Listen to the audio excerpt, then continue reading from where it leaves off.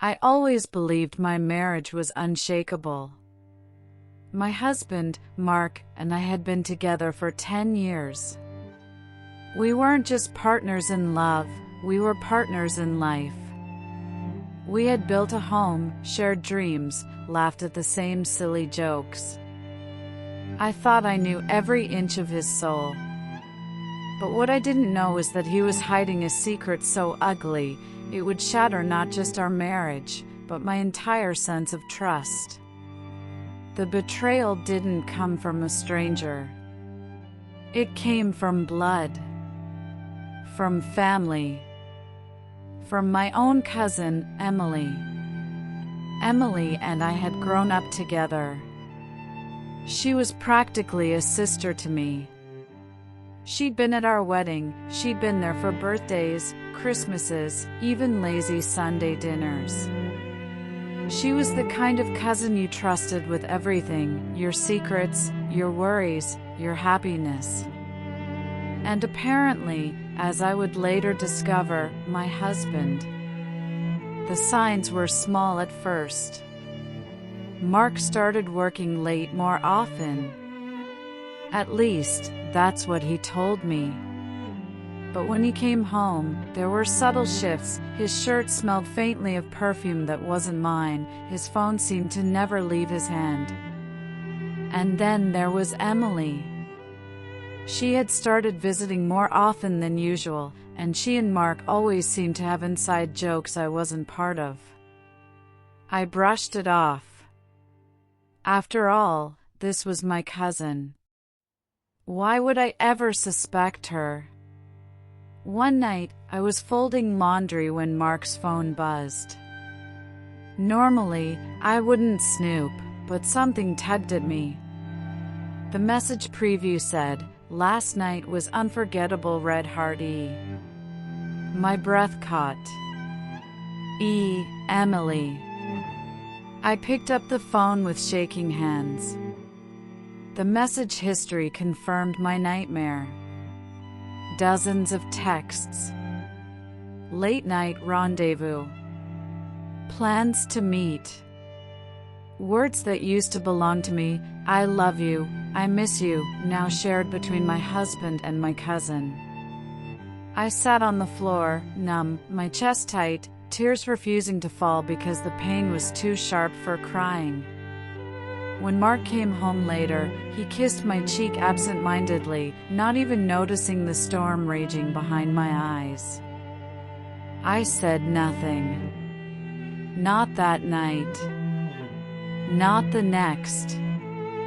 Because if there's one thing I knew, it was this: confronting them in anger would only give them the chance to cover their tracks. No. I needed to be smarter. For weeks, I played the role of the perfect wife. I cooked his favorite meals, laughed at his jokes, even let Emily believe I was blind to her sudden closeness with Mark. But behind the mask, I was plotting. The first step was gathering evidence. I copied Mark's phone back up to my computer. Photos, texts, voicemails, everything. Then I went further. I hired a private investigator. It wasn't cheap, but the photos I got back were worth every penny. There they were, my husband and my cousin, wrapped around each other outside a hotel. Smiling, carefree, as if I didn't exist. The rage inside me burned like wildfire, but I held it in. Because I wanted my revenge to be calculated, devastating, permanent. Emily had just started dating a wealthy man named Thomas. He adored her, spoiled her with gifts, talked about marrying her. And Mark? He was up for a promotion at his firm, one that required a squeaky clean reputation. Perfect. I began building my case. A folder for Thomas, filled with every dirty secret Emily thought she could hide. Another folder for Mark's boss, filled with evidence that would ruin his chances at advancement. But I wasn't done. I wanted them to feel the sting of humiliation, the crushing weight of exposure. And so I waited, quietly, patiently, for the perfect moment. That moment came on my parents' anniversary party. The entire family would be there. Mark, Emily, Thomas, friends, relatives. A room full of people who believed we were all so happy, so perfect. I stood before the mirror that night, slipping into a red dress, my hands steady despite the storm in my chest. I looked myself in the eye and whispered, "Tonight, it ends." The party was lively, filled with laughter and clinking glasses. Mark kissed my cheek for show, Emily hugged me tightly, pretending she wasn't stabbing me in the back. I smiled. I laughed. I played my part to perfection. Then, as everyone gathered to make a toast, I stood up. My voice was calm, clear. Before we raise our glasses, I'd like to share something with the people I love most. I clicked the remote in my hand, and the projector lit up. At first, there were pictures of family, smiles, vacations. But then the slides shifted. Photos of Mark and Emily, hand in hand. Kissing in parking lots. Checking into hotels. Screenshots of texts that made the room go dead silent. Gasps filled the air. My mother covered her mouth. My father's face went red with fury. Thomas's glass shattered on the floor. Emily stammered, This is fake." I turned to her, my voice ice. "Fake? Should I play the voicemail where you told him you loved him? Or the one where you laughed about how stupid I am?" Her face drained of color. Mark reached for me. "We can explain." "No," I said firmly, stepping back. "You don't get to explain. You get to face the consequences." I pulled 2 more envelopes from my purse and handed them out. One to Thomas. One to Mark's boss, who happened to be in the crowd tonight. "You'll find everything you need in there." The room erupted in chaos. Thomas stormed out, furious. Emily crumbled into tears, begging. Mark's boss opened the folder, his eyes widening as he realized the man he was about to promote was living a double life.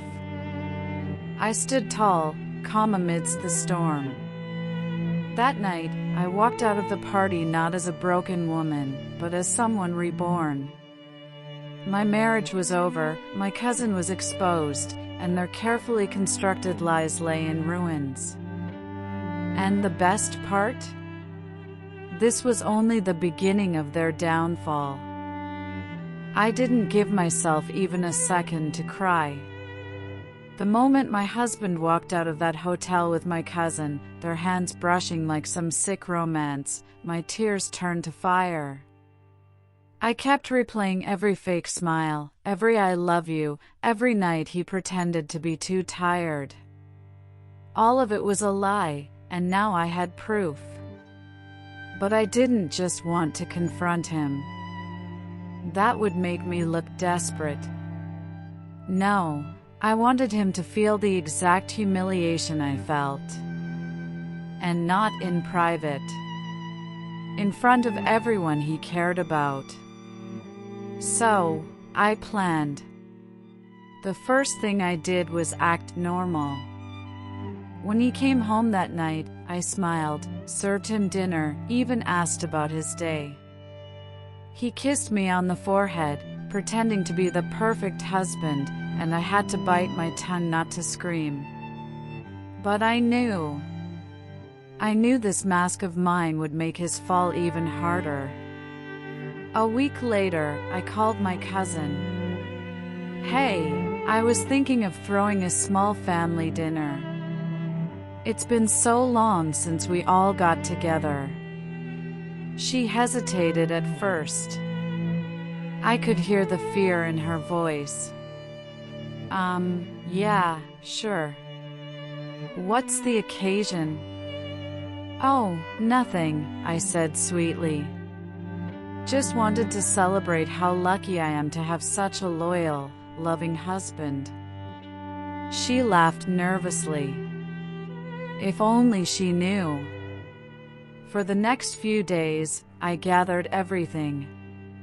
Screenshots, hotel receipts, even voice notes. I saved it all in a folder labeled Memories. The night of the dinner, I dressed like a queen. A black gown, heels sharp enough to stab, and a smile that hid the storm inside me. My husband couldn't take his eyes off me. "You look incredible," he whispered. "Do I?" I replied softly. I wanted tonight to be unforgettable. And unforgettable it was. As the dinner went on, laughter filled the room. My husband poured wine, my cousin pretended to chat casually with me, and everyone thought we were the picture of a happy family. Until I stood up and raised my glass. "I want to make a toast," I said, my voice steady. "To honesty, loyalty, and love that survives every storm." Everyone clapped. My husband smiled proudly. And then I switched the TV on. The screen flickered, and there they were. My husband and my cousin, wrapped in each other's arms at that hotel. The room fell silent. Forks froze midair. My husband's smile vanished. My cousin went pale. I looked at him, my glass still raised. Here's to the man who taught me the difference between love and betrayal. Gasps echoed. My aunt stood up, her face red. My cousin's parents screamed at her, while my husband stuttered like a fool. "Wait, listen, I can explain." "Explain?" I cut him off, my voice cold. "You lied, you cheated, and you thought I'd never find out. But I did. And now everyone knows who you really are." That was just the beginning. The next morning, I served him divorce papers. He tried begging, falling to his knees, swearing it was a mistake. "You are my life," I said, staring at him with eyes that no longer held love. "But you killed it. Now, you're nothing to me." He cried, but I felt nothing. No pity, no regret. Just freedom. As for my cousin, her family disowned her. Her reputation? Destroyed. No one trusted her again. And me? I walked away with my dignity intact, head held high. My revenge wasn't just exposing them, it was showing them they couldn't break me. They thought they'd play with my heart. Instead, I played with their world. Months later, I heard my ex-husband was alone, drowning in debt, drinking every night. My cousin had moved away, living in shame. Me? I was thriving. And sometimes, when people ask me how I survived betrayal, I smile and say, I didn't just survive. I made sure they'd never forget the day they betrayed the wrong woman.